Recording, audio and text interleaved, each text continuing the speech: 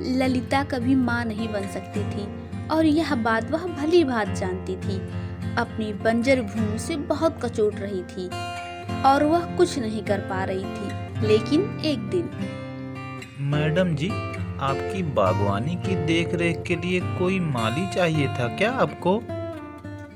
हाँ हाँ चाहिए था, मगर तुम कौन हो? मैं माली हूँ मैडम जी, मुझे रघुनाथ जी ने भेजा है।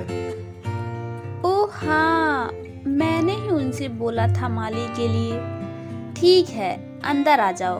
पहले पानी पी लो, फिर जाकर फूलों को देख लो। ललिता बहुत ही नेक दिल औरत थी। उसने माली लगुन को पानी पिलाया और फिर काम पर भेज दिया। कुछ दिनों बाद लगुन अपनी पत्नी को भी ललिता मैडम के यहाँ ले आया। लगुन की पत्नी भौरी भी कामकाज में बहुत तेज थी। वह घर के कामों में ललिता की मदद करती और लगुन बागवानी की देखरेख करता। एक दिन, अरे ये उल्टी कौन कर रहा है? ऐसा तो नहीं है भौरी है, चल कर देखती हूँ। ललिता तत्काल बाहर आती है तो देखती है कि भौरी तो पौधों को पानी दे रही है। क्यों रे भौरी, अभी तो उल्टी कर रही थी क्या? जी मैडम जी, वो क्या लगा रखी है? कोई खुशखबरी है क्या? भौरी कुछ ना बोली और अपना मुंह छिपाते हुए ऐसे खड़ी हो गई जैसे मानो शर्म के मारे जमीन में ही गड़ जाएगी। ललिता को बात समझने में देर न लगी। वह बोली, अरे पगली, इसमें शर्माने वाली कौन सी बात है? यह तो बहुत खुशी की बात है। अच्छा सुन, आज से तू कोई भारी काम नहीं करेगी और अपने खान पान का पूरा ख्याल रखेगी। जी मालकिन। अच्छा सुन, लगुन कहाँ है? सो रहा है क्या? बुला उसे, अभी उसकी खबर लेती हूँ। अब सारे काम वही करेगा, तू सिर्फ आराम करेगी, समझी? ललिता के चेहरे पर चिंता और खुशी दोनों के भाव थे। भौरी शर्म के मारे दौड़कर वहां से भागने लगी। तभी, अरे आराम से भौरी, थोड़ा हौले हौले चल, जरा संभल के चल पगली। अब तू ऐसे उछल कूद करेगी तो कैसे चलेगा? ललिता की शादी के 15 साल बीत चुके थे, मगर ललिता अभी भी ममता की प्यासी थी। उसकी बगिया में कोई फूल नहीं खिला था। रह रहकर उसका मन कचोटता रहता था। सभी कोशिश कर ली, अच्छे से अच्छे डॉक्टर को दिखाया, तंत्र मंत्र ओझा सूखा सब करके हार गई थी। लेकिन लगता है परमात्मा उसकी गोद में संतान डालना ही भूल गए थे। ललिता को फूल पौधों से बहुत प्यार था, इसीलिए पौधों की देखभाल के लिए ललिता ने लगुन और भौरी को अपने यहाँ रखा था। ललिता ने उन दोनों को रहने के लिए घर के पीछे ही एक छोटा क्वार्टर भी बना दिया था। वैभव सुनो। हाँ ललिता, कहो क्या बात है? वो अपनी भौरी है ना, वो माँ बनने वाली है।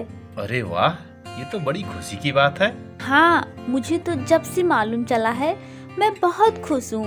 कितने सालों बाद हमारे आंगन में किलकारियाँ गूंजेंगी ना। हाँ ललिता, तुम ठीक कह रही हो। ललिता लगातार बोले जा रही थी। घर कितना अच्छा लगेगा ना जब प्यारा प्यारा बच्चा आएगा। मैं तो उसे हमेशा अपने सीने से चिपका के रखूंगी। मैंने तो भौरी से पहले ही कह दिया है कि अब वह कोई काम ना करे, अच्छी अच्छी चीजें खाए, आराम करे और खूब दूध पिए। वैभव तो यह सुनकर जैसे किसी सोच में पड़ गया था कि ललिता की यह ममता उसे किस ओर ले जा रही है। इतना उतावलापन उस बच्चे के लिए कहीं ललिता के लिए घातक ना बन जाए। ललिता का अधिकतर समय अब भौरी की देखभाल में ही चला जाता। भौरी चल उठ, ये जूस पी ले, और हाँ, उसके बाद डॉक्टर के पास भी चलना है। तैयार हो जा जल्दी से। मालकिन, आप मेरा इतना ख्याल रखती हो, इतना तो कोई अपना भी नहीं करता। मैं कैसे चुकाऊंगी आपका एहसान? मैडम, हम 100 जन्म लेकर भी आपका एहसान नहीं चुका पाएंगे। ललिता भौरी को लेकर डॉक्टर के पास जाती है, जहाँ चेकअप के बाद डॉक्टर, ललिता जी, चिंता की कोई बात नहीं है। बच्चा एकदम स्वस्थ है। बस 2-4 दिनों में ही दर्द शुरू हो सकता है।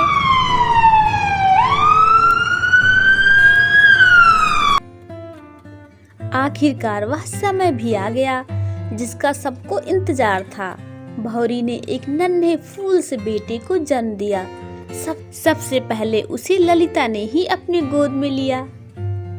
अले अले मेरा प्यारा मुन्ना, चुप हो जा। ओहो, क्यों रो रहा है? ललिता बच्चे को अपने सीने से सटा लेती है। उसकी आंखों से खुशी के आंसू निकलने लगते हैं। तभी नर्स, लाइए मैडम बच्चे को, उसकी माँ को दे दे जिससे वह स्तनपान करा सके। अचानक से जैसे ललिता से कुछ छीन लिया गया हो। नर्स बच्चे को ले जाकर भौरी के पास लिटा देती है। ललिता भारी मन से लड़खड़ाती हुई कमरे से बाहर निकलती है, जहाँ वैभव। क्या हुआ ललिता, तुम ठीक तो हो ना? हाँ, मैं ठीक हूँ, चलो घर चलते हैं। वैभव ललिता को संभाल कर गाड़ी में बिठाता है। दोनों घर आ जाते हैं। ललिता को संभलने में 2-3 दिन लग जाते हैं। वह रोज भौरी से मिलने अस्पताल जाती है। थोड़ी देर बच्चे के साथ खेलती, फिर घर वापस आ जाती। आज भौरी की अस्पताल से छुट्टी होने वाली थी। ललिता ने अस्पताल से आने से लेकर घर तक की पूरी व्यवस्था कर दी थी, जिससे भौरी और उसके बच्चे को कोई तकलीफ ना हो।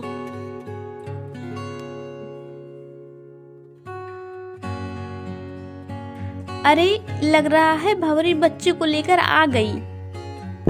ललिता भागती हुई सीधे भौरी के घर पहुंची। अरे, यहाँ पर तो ताला पड़ा है। अच्छा, लगता है घर के उस दरवाजे पर है। चलकर देखती हूँ। ललिता तेज कदमों से घर के दूसरी तरफ जाती है, लेकिन वहाँ भी भौरी नहीं मिलती। तभी उसे फूलों के बीच कुछ हलचल सी दिखाई पड़ती है। जब ललिता वहाँ जाती है तो